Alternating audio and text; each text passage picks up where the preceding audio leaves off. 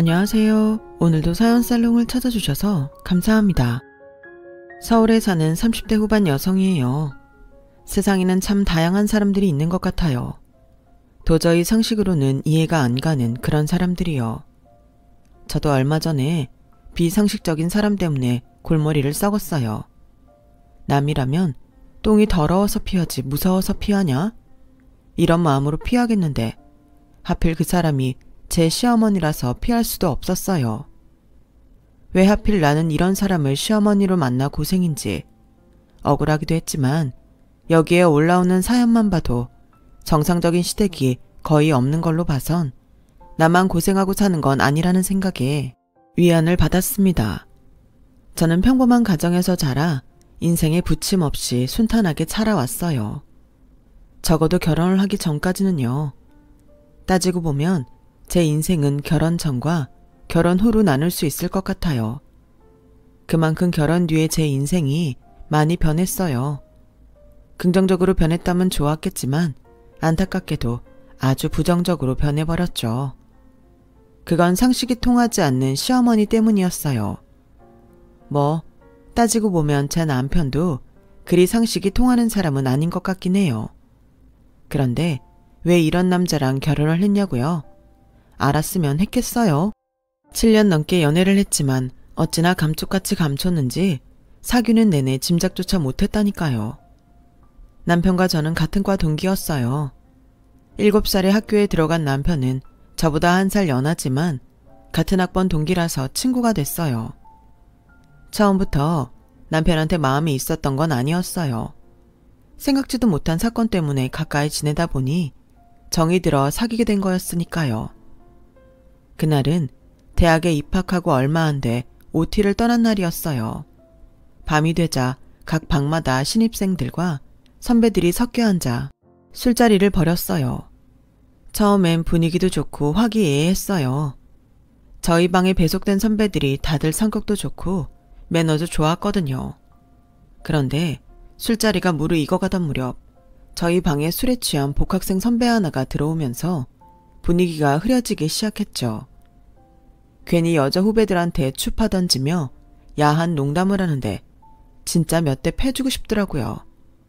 그런데 이 인간이 술이 좀 들어가자 제 옆에 딱 붙어 앉아서는 치근덕대기 시작한 거예요. 선배들이 말려도 봤지만 덩치가 커서 그런지 꿈쩍도 않더라고요. 그리고는 제 어깨에 무거운 팔을 턱 걸치고는 뽀뽀를 하려고 들지 뭐예요. 순간 건너편에 앉아있던 남편이 팔을 뻗어 선배를 그대로 밀쳐버렸어요. 순식간에 뒤로 발라당 자빠진 선배는 벌떡 일어나선 남편한테 따라 나오라고 소리를 치더라고요. 호기롭게 외친 복학생 선배의 말이 떨어지기가 무섭게 남편이 자리에서 일어났는데 우와, 키가 장난 아니게 큰 거예요. 나중에 물어보니 186cm라고 하더군요.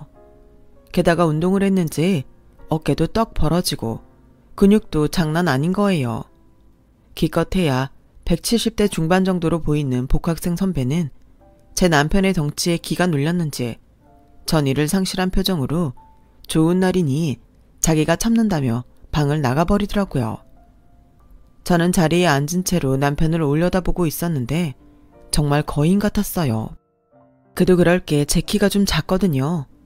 자신은 올려다보는 저를 발견한 남편은 선배가 있던 자리로 옮겨 앉으며 제게 괜찮냐고 물었어요. 덩치와 다르게 다정하고 부드러운 목소리에 살짝 놀랐죠. 그 일을 계기로 남편과 저는 친해졌고 얼마 뒤 CC가 돼서 1학년 내내 붙어 다녔어요. 키가 158cm에 불과한 제 옆에 186cm나 되는 장신이 붙어 다니니까 주변에선 고목나무에 매미가 달린 것 같다고 놀리곤 했어요. 그런데 웃긴 건 체격과 달리 남편은 여성스러운 성격을 가졌고 반대로 체구가 작은 저는 남자 같은 성격을 가졌다는 거예요. 그래서 둘이 싸울 때면 저는 남편을 올려다보며 막 지르는 편이었고 남편은 삐쳐서는 고개를 돌리고 입을 꾹 다물곤 했죠. 그 모습이 사람들 보기엔 웃겨 보였나 봐요. 생쥐가 코끼리를 혼내는 모습 같다나요? 아무튼 외관상으로나 성격적으로나 완전히 다른 우리 부부는 저희 과에서 꽤 유명한 CC였어요. 그렇게 껌딱지처럼 붙어 다니다가 남편이 구립대를 하면서 떨어져 지내게 됐어요. 사실 저는 그럭저럭 지낼만 했는데 남편은 저랑 통화할 때마다 질질 짜곤 했죠. 자기 버리지 말라고, 보고 싶다고, 이번 주에 면회 와달라고. 애처럼 칭얼대는 바람에 통화 시간 동안 남편을 달래느라 진이 다 빠지곤 했어요. 남편이 제대 후 복학했을 땐 제가 4학년이라서 취업 준비로 바빴는데 그때도 남편은 자기랑 놀아주지 않는다고 자주 삐치곤 했죠. 내가 유치원 교사도 아니고 매번 징징대고 삐치는 남편한테 슬슬 실증이 나기 시작하더라고요. 그래서 졸업을 앞두고 헤어지기로 결심했어요. 나도 취업 준비로 머리가 터질 지경인데 언제까지 네 투정을 받아줘야 하니? 나 정말 더는 못 참겠어. 그러니까 그만 헤어지자. 헤어지자는 말에 남편은 세상이 무너진 것처럼 엉엉 울면서 매달렸어요.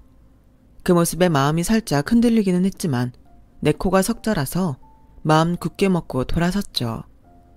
다행히 졸업과 동시에 제가 원하던 회사에 인턴으로 합격해 직장 생활을 하게 된 저는 바쁜 생활을 이어가게 됐어요. 그때는 솔직히 일에 치여 사느라 남편 생각도 안 나더라고요. 그렇게 인턴 기간을 잘 마치고 정직원이 되던 날 불현듯 남편이 어떻게 지내는지 궁금해진 거예요. 취업 때문에 모질게 떼어낸 게 내심 미안해서 그랬던 것 같아요. 그렇다고 먼저 헤어지자고 해놓고 전화를 하기도 그래서 아직 학교에 남아있는 동기한테 연락해 남편 근황을 물었어요. 한동안 정신 못 차리고 술에 빠져 살다가 지금은 많이 나아졌다고 하더군요. 그 말에 마음이 아프긴 했지만 괜찮아졌다는 말에 위안을 삼고 제 일에 집중하기로 했죠.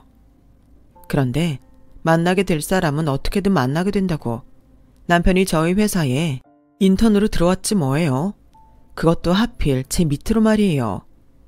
야, 너 일부러 우리 회사로 온 건 아니지?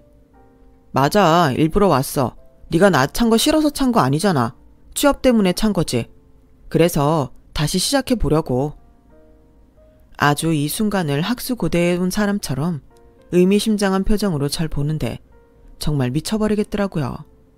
사실 그때 저는 같은 부서 대리님이랑 썸을 타고 있었는데 거의 사귈랑 말랑한 순간에 남편이 나타난 거였어요. 이 인간이 눈치는 빨라서는 입사한 지 얼마 되지 않았는데도 저랑 대리님 사이를 단번에 알아채더라고요. 회식이 끝나고 대리님이 저를 데려다 주라고 하면 귀신같이 나타나선 예약해둔 택시에 저를 밀어넣곤 제 옆에 떡하니 앉아버리는 거예요. 그뿐인가요? 점심시간에 구내 식당에서 밥을 먹을 때면 꼭 저랑 대리님 사이에 끼어들어 앉아선 그 커다란 덩치로 둘 사이에 벽을 만들곤 했어요. 아무리 눈치를 줘도 모르쇠로 일관하면서요. 야, 너 정말 이럴 거야? 우리 끝난 지가 언젠데 이제 와서 내 연애까지 방해해. 너 한 번만 더 이러면 나 정말 가만 안 있는다. 열이 뻗쳐서 대학 시절 그래왔던 것처럼 고개를 빳빳이 들고 남편을 올려다보면서 소리를 쳤어요. 그런데 이 인간이 전과는 달리 여유롭게 저를 내려다보면서 씩 웃고만 있지 뭐예요. 화내지 마. 혈압 오른다. 안 그래도 넌 다혈질이라 고혈압 조심해야 돼. 이러면서 저를 약올리는데 멀쩡한 혈압도 쭉쭉 오를 것 같더라고요. 결국 남편의 완벽한 방어 덕에 대리님은 나가 떨어졌고 회사에는 저랑 남편이 사귄다는 소문까지 돌기 시작했어요. 그러던 어느 날이었죠. 옆 부서랑 업무 공조를 하다가 다 같이 술자리를 갖게 되는데 평소 술만 먹으면 개가 되는 옆 부서 박 과장님이 제 옆에 앉아선 더러운 손을 제 허벅지에 댄 거예요. 그걸 본 남편은 저를 번쩍 드러내고 제자리에 앉아서는 과장님 손을 자기 허벅지에 척 올려놓곤 이렇게 말했어요. 박 과장님, 정지영 씨 허벅지 그만 만지시고 제 거 만지시죠. 근육이 탱탱해서 제게 더 만질만 하실 겁니다. 그 말에 술자리는 순식간에 싸해졌고 과장님은 얼굴이 붉어져서는 도망치듯 가게를 나갔어요. 그 바람에 사람들 시선이 온통 남편한테 집중됐죠. 다들 말은 안 했지만 너 이제 정직원 전화는 물 건너 갔다 하는 표정이었어요. 왜 아니겠어요. 고작 인턴 나부랭이가 공개적으로 과장한테 엿을 먹였는데요. 그런데도 남편은 잘 구워진 고기를 제 접시에 올려주면서 꼭꼭 씹어먹으란 소리를 하더군요. 순진한 건지 멍청한 건지 모를 정도로 무모한 행동을 한 남편을 보니 마음이 편치 않았어요. 그래서 집에 가는 택시 안에서 남편한테 소리를 쳤죠. 야, 이 멍청아. 그 자리에서 과장님한테 그런 짓을 하면 어떡해. 너 인턴으로 끝낼 거야? 정직원 돼야 할 거 아냐. 그럼 내가 어떻게 해야 됐는데 내 여자가 직장 상사한테 성추행 당하는 걸 눈뜨고 보고 있어야 됐다는 거야? 그깟 정직원 안 되는 한이 있어도 난 그렇게 못해. 남편은 억울한 표정으로 눈물이 그렁그렁해서는 저를 쏘아봤어요. 그 얼굴을 다시 보니 대학 시절로 돌아간 기분이 들었어요. 시간이 많이 흘렀음에도 여전히 남편은 저를 지키겠다고 자신한테 가해질 위험도 무릅쓰고 선배를 밀치던 순수한 청년 그대로였거든요. 나 혼자 잘 먹고 잘 살겠다고 자길 버린 여자를 자기 인생을 걸고 막는 이 남자한테 어떻게 안 반할 수가 있겠어요. 그래서 남편을 끌어안고 등을 쓸어주었어요. 고마워 정훈아. 만약 이번 일로 박 과장이 너 정직원 못되게 수작 부리면 내가 그 인간 가만 안 둘 거야. 성추행범으로 고발해서 직장생활 쫑나게 해줄 테니까 넌 아무 걱정 말고 인턴 일이나 열심히 해. 알았어? 저보다 덩치가 배는 더 큰 남편은 제 품에 안겨서 고개를 끄덕이더라고요. 다행히도 그날 일은 남편이 정직원이 되는데 아무런 영향을 끼치지 못했어요. 저희 부서 과장님이 박 과장의 성추행 사실을 회사에 보고했고 그 일에 따른 징계의 일환으로 박 과장은 지방 물류창고로 좌천이 됐거든요. 말이 좌천이지 회사를 나가라는 무언의 압력이나 다름없었어요. 결국 박 과장이 회사를 떠났으니까요. 정직원이 된 남편과 저는 공개 연애를 시작했어요. 그날 술자리에서 벌어진 일을 다 봤던 저희 부서와 옆 부서 사람들은 당연한 결과라고 받아들이는 분위기였어요. 성인이 된 후로 거의 모든 처음을 같이 했던 사이라서 새로울 것도 없었는데도 한번 헤어졌다가 다시 만나서 그런지 기분이 좀 새롭더라고요. 하지만 연애가 이어지고 결혼 얘기가 나오기 시작하면서 약간 걱정이 됐어요. 주변에서 젊을 때 이성을 여럿 만나보고 결혼하라는 말을 많이 했거든요. 물론 남편이 제게 잘해주기는 했지만 오래 만나서 너무 익숙한 데다 비교 대상이 없어서 남편감으로 좋을지 확신이 안 섰거든요. 그럼에도 불구하고 내적으로 이런 생각을 하면서도 분위기에 휩쓸려 시댁의 인사까지 가게 되었어요. 시댁은 작은 종가라서 1년에 2번의 제사와 2번의 명절을 쐬는 집이었어요. 자식은 제 남편과 딸 하나뿐이라서 나중에는 제가 제사를 물려받게 될 상황이었죠. 아버님은 저를 처음 만난 자리에서 이런 이야기를 조곤조곤 말씀해 주셨어요. 마치 이런 집인데도 네가 시집을 올 생각이냐? 감당 못하겠으면 당장이라도 그만둬라. 이런 뉘앙스였죠. 반면에 어머님은 아무 말씀도 안 하시곤 저를 뚫어지게 쳐다보시기만 했어요. 그런데 그 눈빛이 마치 원망이 가득 찬 듯해서 밥을 먹는 내내 속이 불편했어요. 귀한 아들 뺏기는 기분이 드셨나? 아니면 마음에 안 차는 며느리를 들이게 돼서 화가 나셨나? 안 그래도 정신사나운데 이런저런 생각들로 머리만 더 복잡했어요. 오래 사귀기도 했고 번듯한 직장도 있는 데다 제 친정 형편도 괜찮은 편이라 그런지 시부모님께서는 딱히 반대는 하지 않으셨어요. 그렇다고 쌍수 들고 환영하지도 않았지만요. 저희 집에서는 홍기찬 딸이 오랜 연애 끝에 드디어 결혼을 한다니까 무척 반기셨어요. 대학 시절부터 사귀어온 남자라 그런가 믿음이 간다면서요. 신혼집은 저희가 모아놓은 돈과 시댁에서 약간의 원조를 받아 전셋집으로 마련했고 혼수 역시 둘이 반반 부담해서 준비했어요. 나머지 예단비는 친정 부모님이 해주셨고 예물은 시댁에서 평균 수준 정도로 해주셨어요. 저보다 몇 달 전에 결혼 준비를 시작한 친구 덕분에 스드메랑 예식장 예약도 편하게 할 수 있었죠. 그렇게 결혼식을 향해 순조롭게 준비되던 어느 날 어머님이 예물을 보러 가자고 연락을 하셨더라고요. 남편은 친구들과 약속이 있어서 저랑 어머님 둘이서 가기로 했어요. 처음 배웠을 때부터 저를 탐탁지 않게 생각하셨던 걸 알기에 불편하긴 했지만 한 번은 맞닥뜨려야 하는 순간이라서 각오를 하고 장소로 나갔어요. 역시나 그날도 어머님은 찌뿌듯한 표정으로 저를 맞으셨고 예물을 고르는 내내 뾰로통한 표정을 지으셨어요. 점심시간이 조금 지나서 함께 식사를 하러 갔는데 그때가 되어서야 그간 제게 가졌던 불만을 터뜨리시더라고요. 너도 대충 알겠지만 난 너 마음에 안 든다. 한번 헤어졌으면 그걸로 끝이지. 왜 또다시 만나 결혼을 한다니? 아니, 그것보다 내 아들이 어디가 마음에 안 들어서 헤어졌던 거냐? 어디 한번 드러나 보자. 어머님, 그건 정훈 씨랑 저 사이의 일이에요. 아무리 부모님이시라도 자식들 프라이버시는 존중해 주셨으면 합니다. 하, 프라이버시? 예, 너 그때 내 아들이 얼마나 힘들어했는지 아니? 술도 잘 못하는 애가 허구한 날 술독에 빠져내고 몸은 또 얼마나 축났었는데 내 새끼는 반 죽여놓고 뭐? 프라이버시? 솔직히 말해봐라. 너 그때 남자 생겼던 거지? 그러다 그 남자랑 잘 안 되니까 내 아들 다시 꿰어낸 거 아니냐고. 어머님은 마치 형사가 범인 취조하듯이 저를 몰아세우셨어요. 그동안 얼마나 막장 드라마를 많이 보셨는지 막장 스토리를 술술 풀어내시며 저를 천하에 없는 악녀로 둔갑시키셨죠. 아무리 아니라고 말씀을 드려도 본인이 생각한 게 정답이라고 단정지으신 것 같더라고요. 밥을 먹으면서 1시간가량 어머님과 얘기를 하다 보니 벽에다 대고 떠든 것처럼 허무하고 정신은 황폐해졌어요. 왜 기혼 여성들이 시자만 들어도 치를 떠는지 결혼 전부터 뼈저리게 느끼는 시간이었어요. 집에 돌아온 저는 결국 남편한테 전화해 어머님 오해 좀 풀어달라고 SOS를 칠 수밖에 없었어요. 그런데 이것마저도 어머님한테 오해를 사게 되었지 뭐예요. 희한한 거는 바로 저한테 전화해 한 소리 하시는 게 아니라 속에다 꽁쳐두고 있다가 생각지도 않은 시점에 터뜨리신다는 거예요.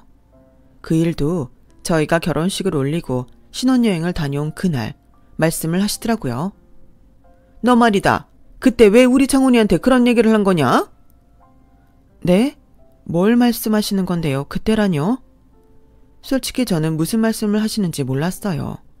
그래서 영문을 모르겠다는 표정으로 물었더니 어머, 얘 정말 웃기는 애네? 너 자꾸 시침이 뗄래? 얘가 아주 사람 이상하게 만드는 재주가 있네?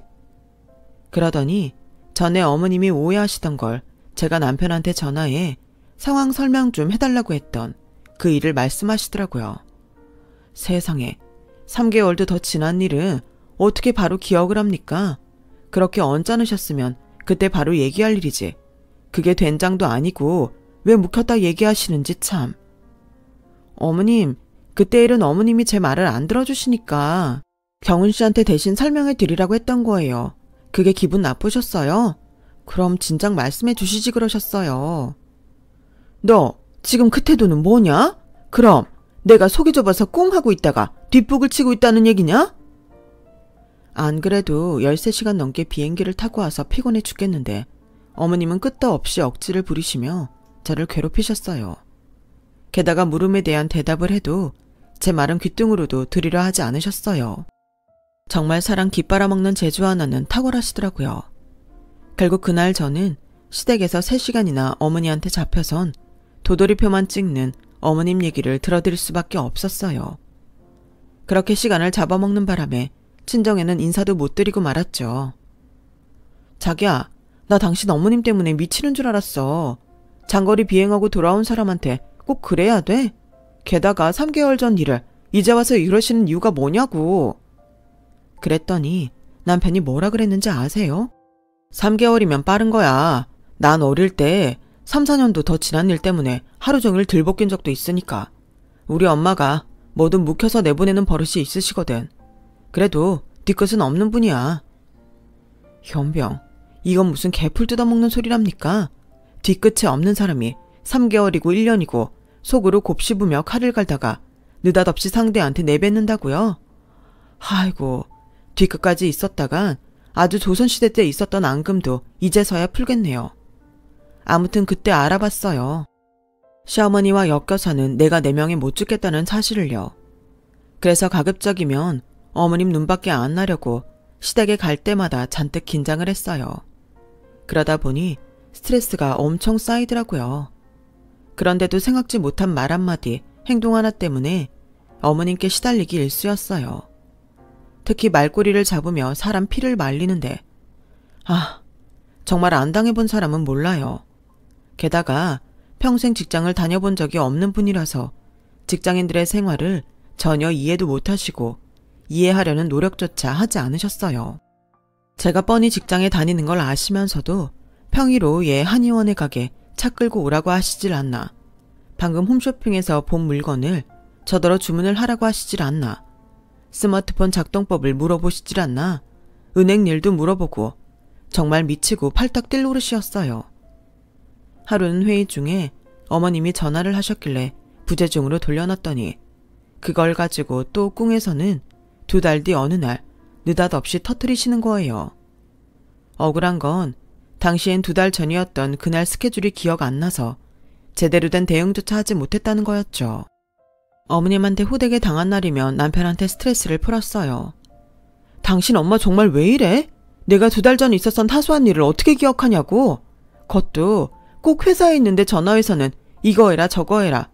회의 때문에 전화 한 통 못 받은 것 가지고 2달 뒤에 따지면 어떤 사람이 2달 전 일을 정확하게 되겠냐고. 나 정말 당신 엄마 때문에 피 말라 죽을 것 같아. 그랬더니 남편이 다이어리에 적어놔. 그럼 되잖아. 가만 보면 엄마도 문제지만 너도 문제야.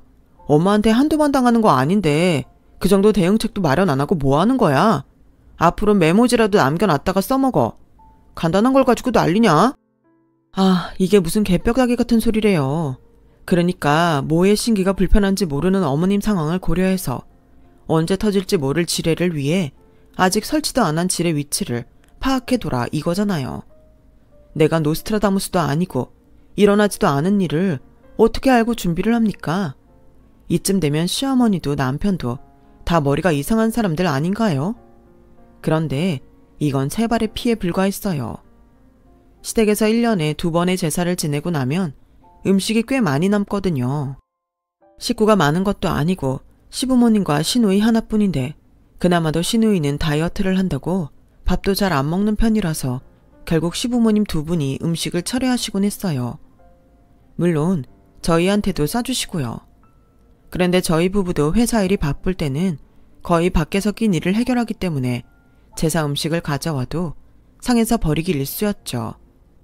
그러던 중 제 동생이 서울에 있는 회사에 들어가게 돼서 저희 집 근처에서 자취를 하게 된 거예요.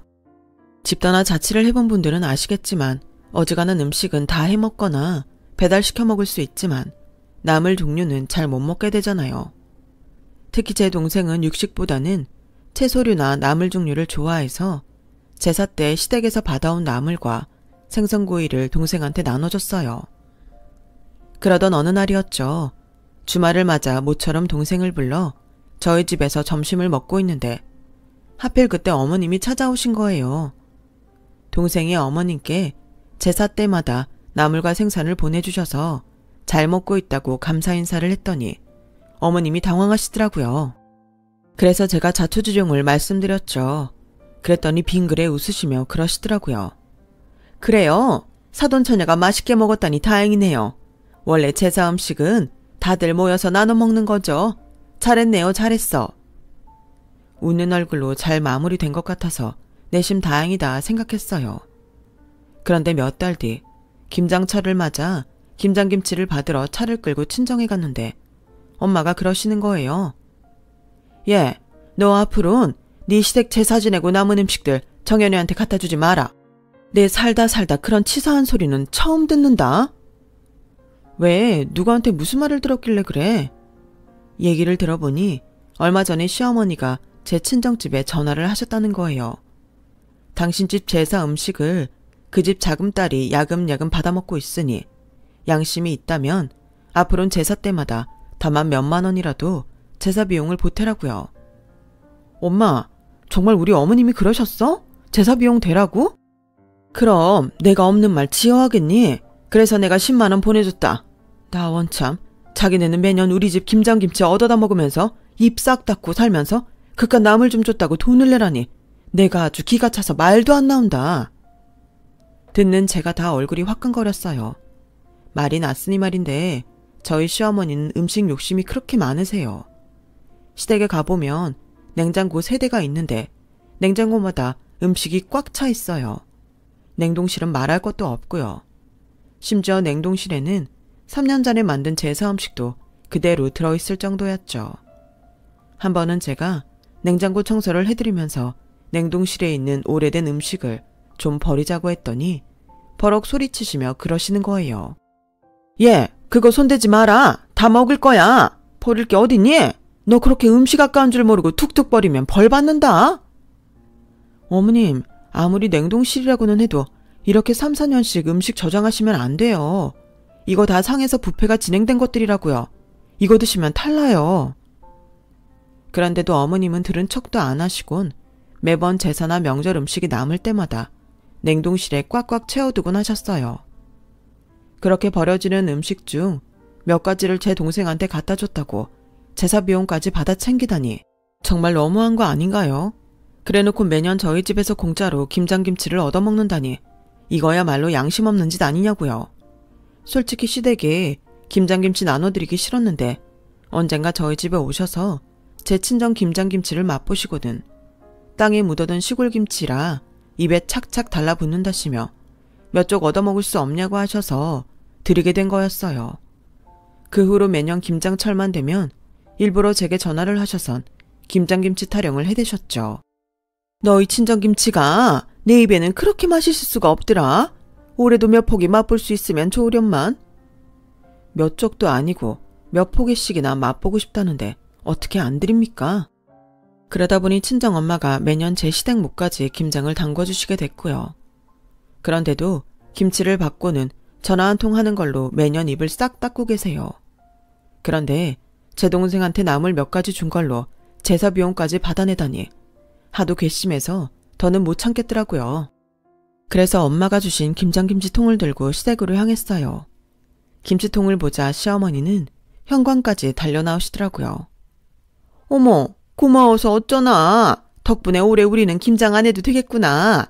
매년 이렇게 사부인한테 공짜로 얻어먹기만 해서 어쩐다니?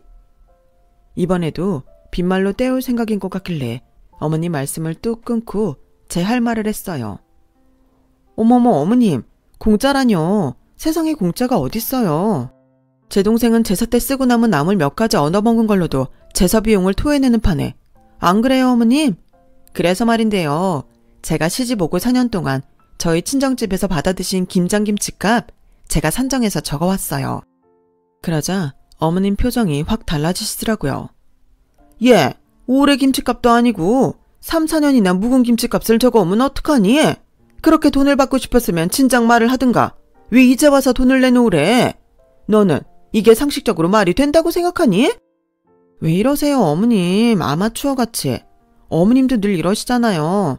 반년 전에 화나신 걸로 저 근무 중에 회사로 전화해서 따지시고 3개월 전에 있었던 일 기억 못한다고 3시간씩 앉혀놓고 고문하시고 그러시잖아요. 그건 상식적인 거고 3, 4년 전 김치값 달라는 건 뭘 상식한 건가요? 설마 그런 말도 안 되는 논리를 펼치시는 건 아니겠죠? 그러자 어머님은 찍소리도 못하고 씩씩대기만 했어요. 저도 이러고 싶지는 않았는데 어머님 며느리로 살다 보니 어머님을 많이 닮아가는 것 같아요. 다 어머님 덕분이라고 생각할게요. 아참, 어머님, 그래서 말인데요. 저 결혼할 때 해주신 예물 말이에요. 저 그거 마음에 안 들었어요. 친구들이 어머님이 해주신 제 예물 목걸이 세트 보고는 돈 줘도 안 받겠다고 하도 놀려서 한 번도 안 끼고 서랍장에 넣어뒀잖아요. 그러게 그때 제가 원하는 걸로 해주시지 30만 원 더 싸다고 촌스러운 걸로 해주셔서 아직까지도 대속이 쓰리다니까요. 아, 그리고 저희 신혼여행 다녀왔을 때도 됐다. 이제 그만해라. 내가 졌다. 그러니까 그만하면 됐어. 눈에는 눈, 이에는 이라고 어머님이 하시는 방식대로 똑같이 되돌려 드렸더니 결국 어머님은 백기를 들고 마셨어요. 그날 받은 김장김치 값은 친정엄마한테 보내드렸어요. 그리고 앞으로는 제 시댁 김치는 안 해주셔도 된다고 말씀드렸고요. 그날을 기점으로 저는 더는 시어머니 앞에서 참고 살지 않아요. 받은 대로 되갚아주고 상처 입은 만큼 상처도 주고 있죠. 그랬더니 어머님도 더는 안 되겠던지 지금은 예전과 달리 사람 피말리는 일은 안 하시네요.